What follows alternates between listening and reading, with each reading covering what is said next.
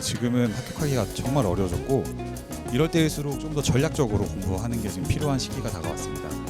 저희 평가사 수험 시장에서는 단연차 제조기로 불리고 있습니다. 왜냐면은 그 단축된 시간만큼 실무와 법규에 투자하는 시간을 많이 늘려야 합니다. 학원을 선택하실 때 그 학원의 강사님들도 당연히 중요하지만 안녕하세요. 오늘 감정평가사 2차 OT 시작하도록 하겠습니다. 네, 일단 먼저 강사 소개부터 진행하도록 하겠습니다. 네, 안녕하세요. 저는 박희서 감정평가사라고 하고요. 31회 시험 합격자입니다. 그리고 이렇게 대형 감정평가 법인을 거쳐서 현재는 비결 감정평가 법인에서 근무를 하고 있고 합격의 법학원 감정평가사 이론 전임 강사입니다. 제 소개는 간단하게 여기까지만 하고 오늘 OT는 이제 1차 시험이 며칠 안 남았는데 이제 1차 시험을 치르고 난 이후에 2차 시험을 준비를 어떻게 해야 되는지 조금 궁금해 하시는 분들이나 이제 2차 시험에 진입을 하시는 분들 또는 신규 진입자분들 대상으로 조금 진행을 해볼 예정이고 전체적으로는 시험 일정 그리고 어떤 과목들을 2차 때 다루게 되는지 그다음에 통계치도 조금 보게 될 거고 마지막으로는 제가 강의하는 이론의 강의 스타일과 지금 저희 합격의 법학원에서 준비를 하고 있는 그 담임제에 대한 내용을 잠깐 다뤄보도록 하겠습니다. 먼저 시험 일정입니다. 2차 시험은 매년 7월에 이루어지고 있고요. 그 다음에 10월에 발표가 되고 있습니다.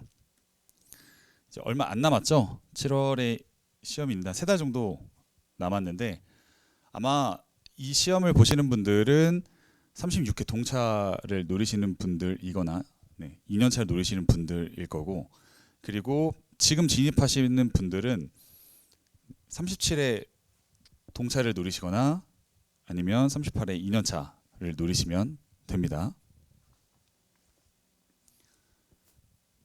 이제 감정평가사 시험 통계를 좀 확인을 해야 이 시험이 어떤 시험인지를 좀 대략적으로 파악할 수 있고 그리고 각 과목별로도 과락률이나 이런 거를 알고 있어야 이 시험을 어떻게 준비하는지를 좀 알 수 있게 되기 때문에 통계부터 한번 살펴보도록 하겠습니다. 1차 시험 한 5년치 통계를 제가 한번 가져와 봤는데요. 2025년 올해죠. 올해는 대상자가 약 8,600명 정도 됐고 보통 응시율이 85% 정도 되기 때문에 예상 응시자는 약 7,300명 정도 예상이 되고 있고요. 그 다음에 합격자는 1,800명 정도 예상이 되고 있습니다. 불과 지금 2020년도에 대비해서 한 6,000명 정도 지금 상승을 한 게 보이는데 지금은 한 5년 전에 비해서 합격하기가 정말 어려워지고 있고 시험의 문제나 난이도도 좀 많이 어려워지고 있는 것 같습니다. 다음으로는 2차 시험입니다.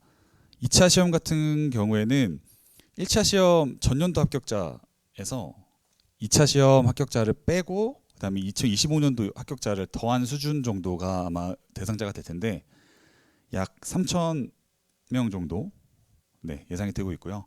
응시율은 보통 90% 정도 응시를 하고 있기 때문에 진짜 시험을 보시는 분들은 2,700명 정도 예상을 하시면 되고 그리고 올해 합격자 최소 인원은 나왔죠. 180명인데 평가사 시험이 그 동점자 합격까지 지금 인정을 해주기 때문에 한 185명 정도 내에서 결정이 될 것 같고 이렇게 됐을 때 합격률은 약 6.8% 정도 예상이 됩니다.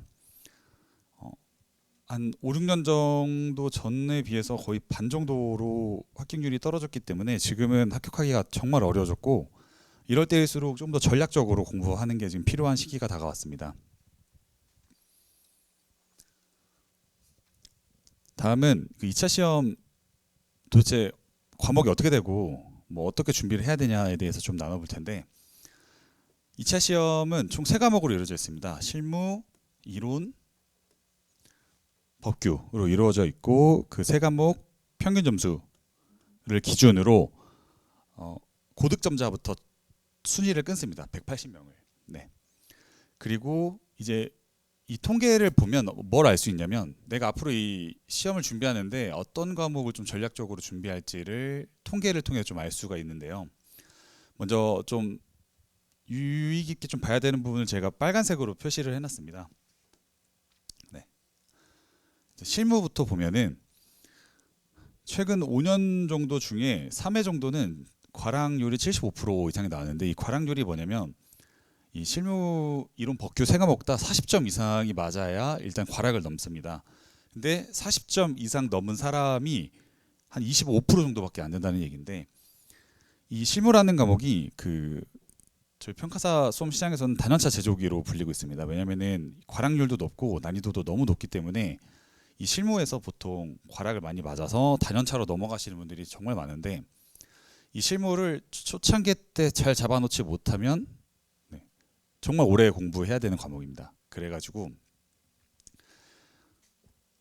전략 과목 중 제가 생각하는 중요한 과목은 실무, 그 다음에 다음으로 봐야 될 부분은 이 법규입니다. 다른 과목들과 다르게 이 법규는 최고 점수가 지금 70점대로 형성이 되어 있는데 이게 시사하는 바가 좀 큽니다. 뭐냐면 앞에서 말씀드린 것처럼 합격 점수가 세 과목 평균이기 때문에 뭐 세 과목당 뭐 가중치가 동일합니다. 그렇기 때문에 이 최고 점수가 높다 이거는 고득점을 받을 수 있다.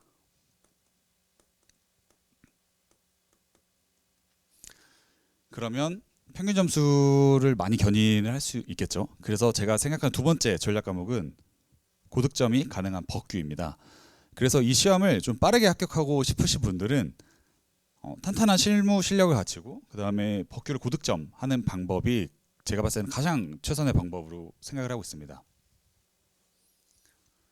그러면 도대체 제가 가르치는 이론은 어떻게 준비를 해야 하냐 이렇게 궁금해 하시는 분들이 있을 텐데 이것도 사실 통계치를 보면 다 답이 나오고 있습니다.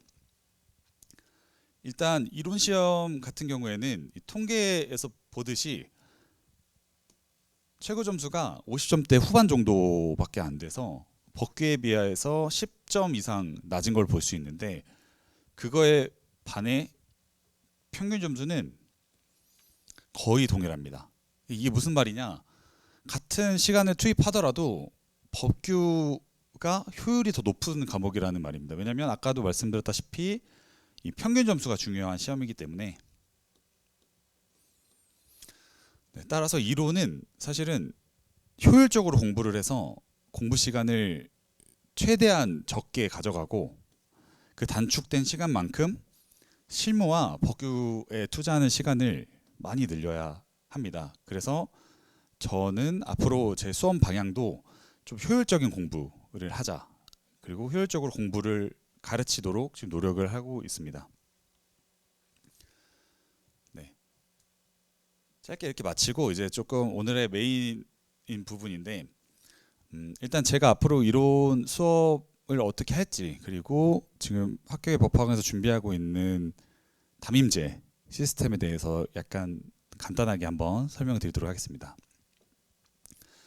일단 제 수업의 방향성은 비전공자도 이해할 수 있는 쉬운 수업입니다. 제가 이 평가사 시험에 진입했을 때 저도 비전공자였고 그렇기 때문에 좀 많은 어려움을 겪었습니다. 그래서 누구보다 조금 더 쉽게 이해하기 위해서 좀 노력을 많이 해서 그런 부분들을 이제 수강생 분들에게도 좀 전달하도록 노력을 하려고 지금 열심히 고민을 많이 하고 있고 그리고 제가 또 공대생이다 보니까 무작정 암기만 하는 공부 방법은 저한테 맞지 않더라고요. 그래서 저도 공부할 때 무작정 암기보다는 이해가 선행되는 공부를 좀 많이 했었는데 제가 가르치는 이론 수업의 방향성도 무작정 암기하는 공부 방법보다는 이제 이해가 선행되는 암기로 저는 공부 방향성을 좀 잡고 있고요.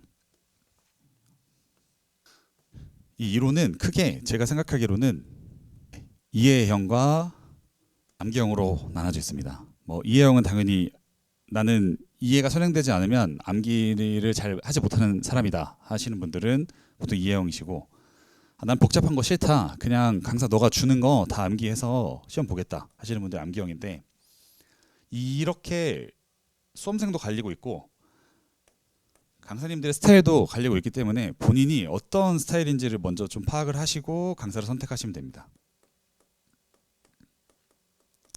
근데 제가 이렇게 얘기하면 오해하시는 분들이 있는데, 그러면은 이해를 하면 암기를 안 해도 되냐, 아니면 나 암기만 하면 이해는 필요 없냐 하시는데, 결국 합격하시는 분들은 여기서 만나게 되어 있습니다. 네.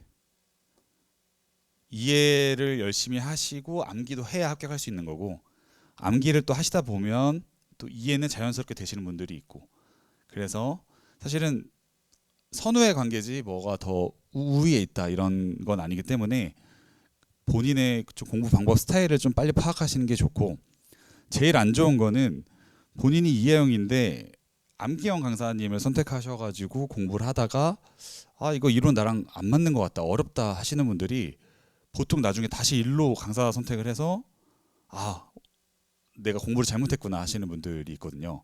그러면 한 1년 정도 날린다고 생각을 하시면 됩니다. 그래서 일단 본인 공부 방향성을 좀 빠르게 파악을 하시는 게 중요합니다. 일단 제 이론의 수업 방향성은 앞에서 말씀드린 것처럼 최대한 이해하기 쉽게 쉬운 수업을 좀 진행을 하려고 하고 있고, 그 다음에 무작정 암기하는 공부 방법은 좀 지양을 하고, 좀 이해를 먼저 하고 나서 필요한 부분들을 암기하는 스타일로 좀 수업의 방향성을 잡고 있고요. 그거랑 별도로 이제 학교의 법학원에서 조금 준비하고 있는 것 중 하나가 이 담임제인데, 담임제는 쉽게 말해서 이제 중고등학교 때 담임 선생님이 있는 것처럼 저희 학원에서도 이제 반을 꾸려서 담임 평가사님들을 붙여 드리려고 지금 계획을 하고 있어요. 그 평가사님들한테 그 수업 내용에 대한 질문을 한다기보다는 이제 본인이 공부를 하고 있는 이 방향성이 맞는지, 그리고 내가 현재 이렇게 공부를 하고 있는데 뭐 잘못된 점은 있는지, 그리고 좀 보통 2, 3년 정도 공부를 하면서 불안한 시기가 많이 찾아오는데 그때마다 물어볼 사람이 없습니다. 그래서 좀 멘탈 관리도 좀 도와주고, 그런 걸 좀 목적으로 하고 있고요. 이렇게 담임제를 통해서 1:1 멘토링과 그다음에 공부 방향성에 대한 지속적인 피드백을 제공할 예정입니다. 사실은 이게 다른 학원이랑 다른 점인데 저는 정말 좋다고 생각을 하고 있어요. 왜냐면은 저도 공부를 처음 시작했을 때 물어볼 사람이 없었고 좀 처음에 방황을 많이 했었는데, 이 담임제가 있다면은 이제 그 담임을 맡은 평가사님한테 본인의 이제 공부 방향성에 대해서 계속 지속적으로 질문할 수 있고, 혹시나 잘못된 길로 공부를 하고 있다면 그 평가사님께서 잘 잡아주고 이러면 뭐 진짜 1년 이렇게 시간 날릴 수 있는 거를 다 세이브할 수 있게 되는 거죠. 그러다 보니까 이 담임제는 이번에 저희 그 학교 법학원에서 준비를 잘 하고 있고, 학원을 선택하실 때 그 학원의 뭐 강사님들도 당연히 중요하지만 이 평가사 시험이라는 게 사실은 일정 수준 이상 경험치가 올라오게 되면 그때부터는 강사의 질보다는 본인이 어떻게 공부하는지가 더 중요한 시험입니다. 근데 그 본인이 공부를 하다가 어느 정도 되면 길을 잃게 되는 시간이 오는데, 그때 누군가한테 물어볼 사람이 꼭 필요하다고 저는 생각을 하고 있어요. 그래서 이 담임제 시스템이 있는 그 저희 학원을 선택하는 것도 저는 좋은 선택 중 하나라고 생각을 하고 있습니다. 일단은 오늘 OT는 그렇게 길지 않게 짧게 좀 끝내도록 하고요. 혹시 뭐 궁금한 점이 있으면은 학원으로 좀 문의해 주시면 감사하겠습니다. 감사합니다.